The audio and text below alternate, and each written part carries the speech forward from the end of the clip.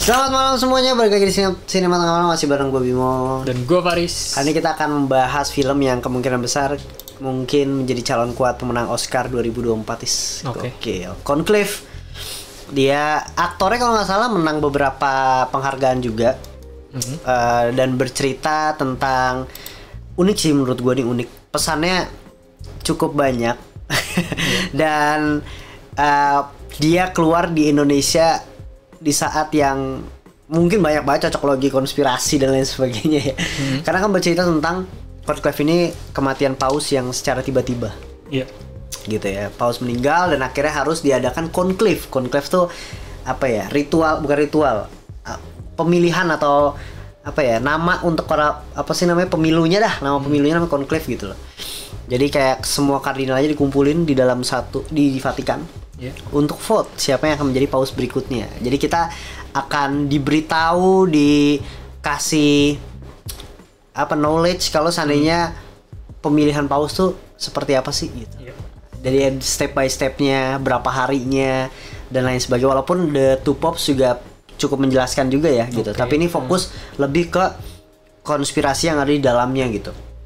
Ternyata banyak banget kardinal yang ya namanya juga manusia gitu. Udah di tahap kardinal pun masih memiliki dosa gitu. Entah dosa masa lalu atau dosa saat ini gitu. Jadi itu yang menurut gua di highlight di sini sih, lebih ke memandang sosok tokoh agama yang ternyata juga masih memiliki dosa. Tapi bukan berarti dia nyelam atau 100% itu berdosa. Dia punya sudut pandang dan memahami tentang kebaikan dengan cara yang berbeda.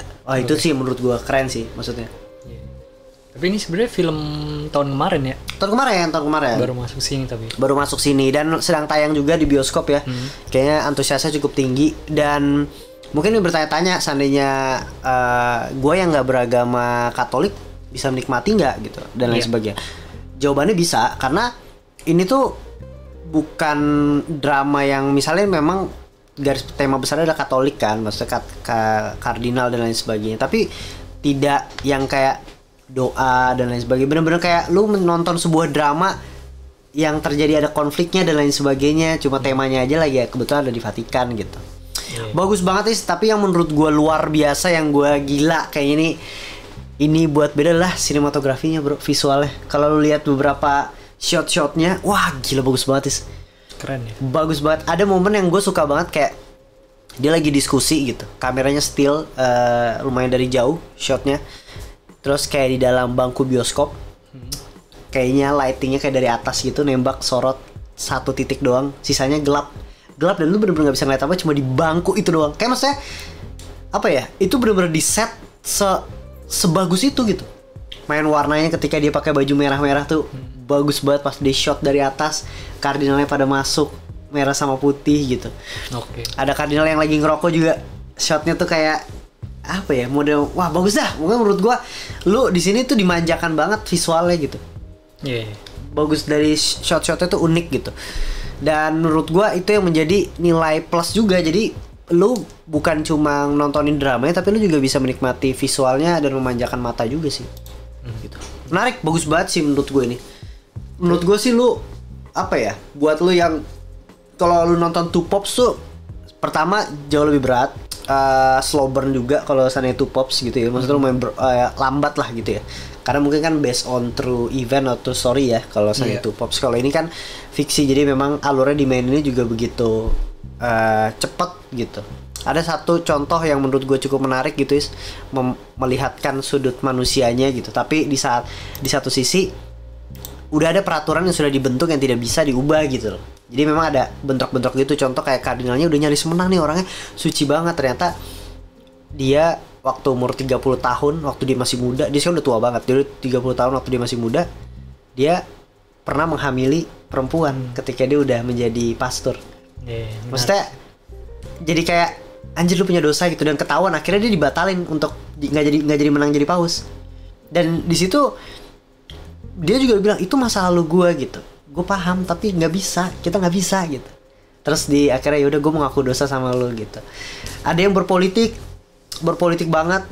Ada yang kayak bener-bener apa ya bisa dibilang ya, agamanya itu terlalu keras banget. agama lain dianggap salah gitu. Jadi menurut gua banyak sudut pandang mengatasnamakan kebaikan dengan cara mereka masing-masing gitu. Iya, bukan berarti dia orang jahat gitu. Betul, itu yang menurut gua Conclave tuh menarik itu di situ sih. Keren sih. Menarik Gila deh. sih, bro. Konspirasi ya. Iya. Lu di sini lu main diajak jadi detektif juga masalahnya. Jadi ada satu, gua nggak tahu ya kalau pas Paus itu pasti punya orang kepercayaan yang kayak ketika dia meninggal tuh dia yang harus ngejalanin jadi pemimpin Conclave gitulah gitu ya. Nah, ada. Nah, dia sebagai pemimpin Conclave tuh wah dengan melihat politiknya yang ada di sini dia bingung nih. Aduh, gimana nih gitu. Siapa nih yang harus jadi paus gitu. Siapa yang harus dia dukung dan dia vote tulis itu jadi paus gitu. Karena dia takut gitu. Takut salah gitu. Iya, benar. Keren sih menurut gue di sini sih.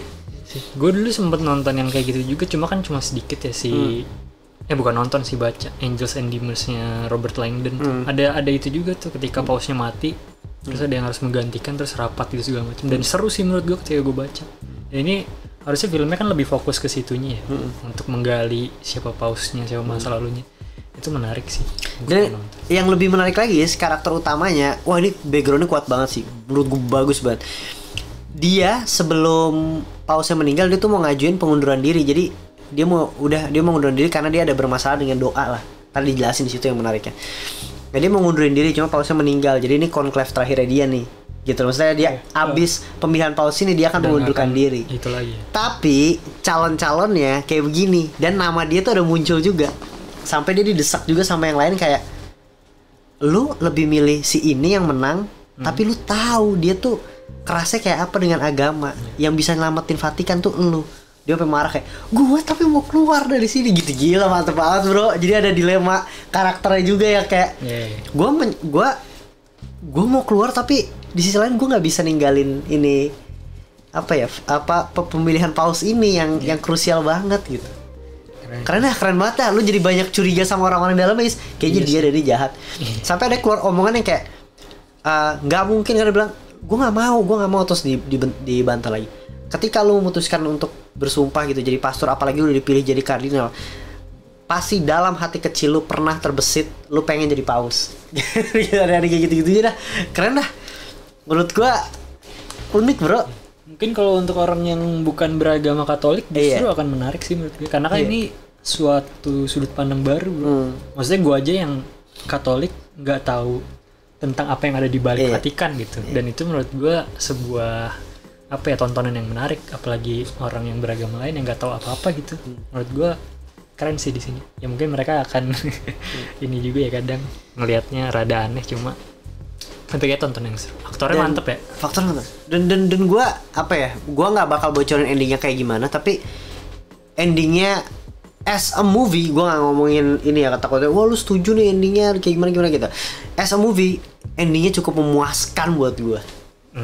Kayak sebuah film fiksi yang dibangun dengan konflik kecil di ending semakin besar dan ditutup dengan cara yang menurut gue cukup memuaskan dan memberikan pesan sebenarnya. Gue tahu itu pesan yang di situ, pesan antara agama dan kemanusiaan. Nah itu tuh kayak dua hal yang kayak humanity above religion tuh menurut gue ada momennya di situ juga tuh gitu.